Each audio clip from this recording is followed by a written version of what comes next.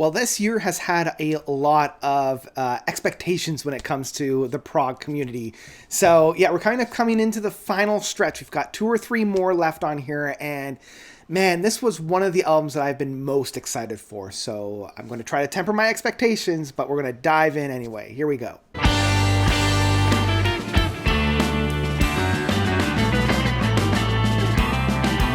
Songs for Beating Hearts by Beardfish. So, the fish is back with its beard. Beardfish. We didn't think we'd see the day. Beardfish being helmed by Rickard Solblum, kind of starting the whole thing off, kicking it all into gear with David Zacharisson, I believe, on guitars.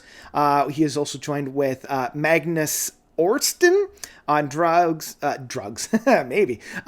drums, and Robert Hansen on bass. And so Rickard provides most of the vocals, the keyboards, and the guitars, and the songwriting ship on this.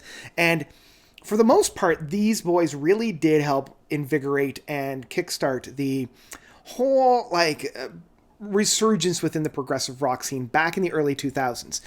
We got some standout albums from them, like Sleeping in Traffic Part 1 and 2, Destined Solitaire, Mammoth, The Void, and then my favorite album from 2015, Comfort Zone, or Plus 4626 minus Comfort Zone. Right after that album, they took a hiatus, and gotta admit, wasn't too much of a fan of that. Rickard spent some of his time over in Big Big Train, providing a lot of the keyboards of that band, and the rest of the band just kind of, went their own ways for a while.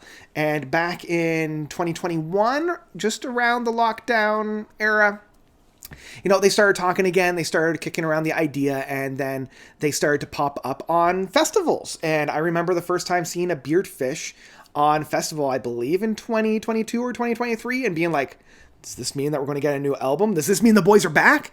And eventually it does, and we are back with Songs for Beating Hearts. So before I dive into this record, I want to give a little bit of a caveat, because Beardfish is one of those strange bands that I either absolutely adore and, oh my gosh, they're creating some of the best music I've ever heard, or I'm kind of less than stellar about. Sleeping in Traffic Part 1 and 2, I absolutely love. Absolutely, absolutely love. Comfort Zone, absolutely love. Absolutely, absolutely love. Mammoth, Destined Solitaire, The Void. All of these albums have 1 or 2 pieces or moments on those albums that I'm just like, this is brilliant. The heavens have opened up and the angels are coming down. But the rest of it is just kind of, I don't want to say bland, but just kind of uninspiring, And I want to put that little bit of caveat on there, even as a diehard Beardfish fan, such as myself. They're the kind of band that I will always listen to, because I know there's going to be something on there that I absolutely love. Also, do not sleep on their first 2 albums of The Sane Day and Fran une place de Gicancy. Really hope I got that one right, because holy jeez. Those 2 records also have moments of brilliance on there, so do not sleep on those first 2 records. So when we come into Songs for Beating Hearts, the first album in almost 9 years, what can we expect? What can we expect? A little bit of what I really love about this band, and also a little bit of the things that I was a little worried about. So first, the things that I absolutely love. This album is structured beautifully. We've got, about 50-ish minutes, 58 minutes worth of music, if we include some of the bonus tracks on here. Just under 50 minutes, maybe about 40 minutes or so-ish in the standard LP version. So it's like a single disc, front and back. Love that construction of it. It also has some of the things that I love about PROG. The first side of this record really is one song. If you just kind of ignore the first track of Ectotone, it's really just one track of Out in the Opens, Part 1 through 5. And it is a great 20-minute long PROG piece.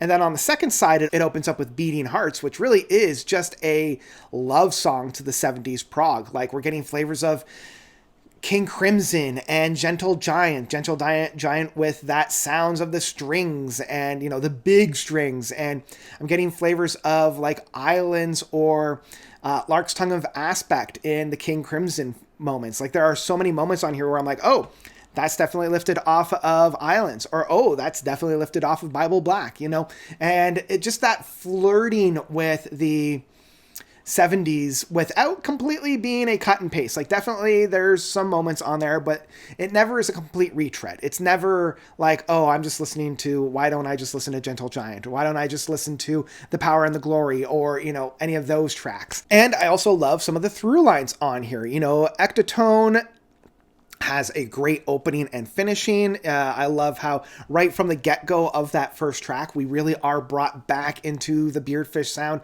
and they have perfected that sound to the point where you're immediately, that this isn't just a Rickard Solblum side project, because Rickard also has a very strong signature sound. This is a Beardfish record. It's got that jazzy moments. It's got that proggy atmosphere. It's a Beardfish record, and you can hear that just off of the first couple of notes off of Ectotone. That again, it just invites you directly into the album. I also love the fact that they've invited a female vocalist on this, on In the Autumn, which is maybe my favorite singular track off of this record.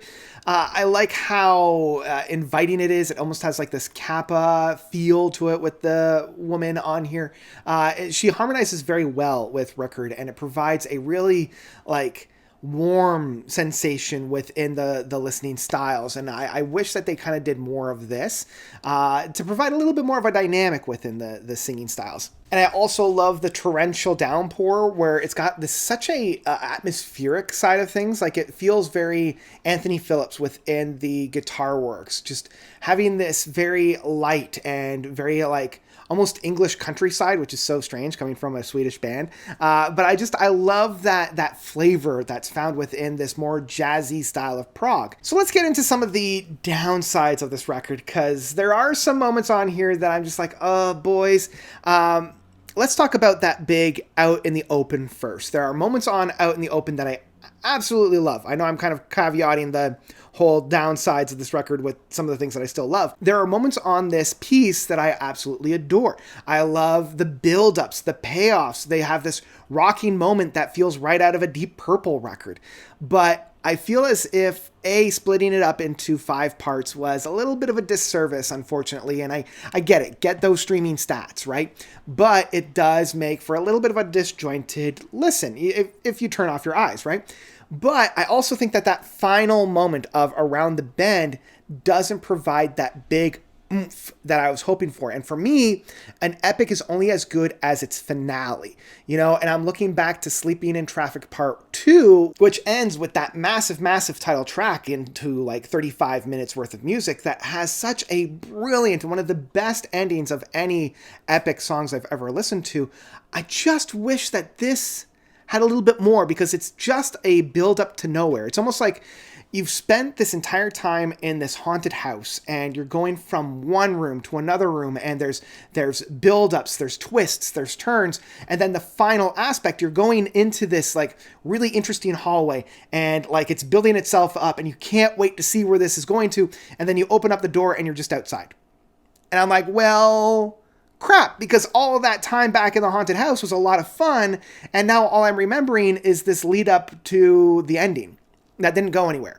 So that is one of my biggest kind of criticisms of this record. I was also really hoping for some more of those big Beardfish moments, something off of Sleeping in Traffic Part 1 with Roulette, or Coup de Grace from Destined Solitaire.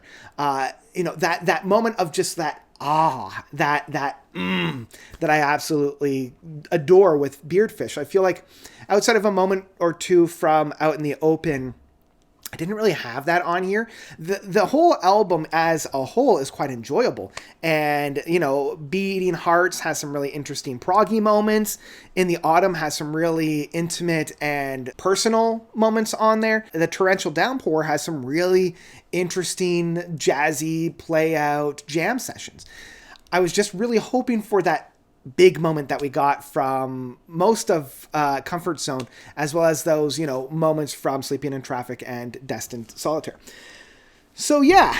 I also, just talking about the bonus track of Ectotone 1982 edition, man, that track feels right out of the 80s.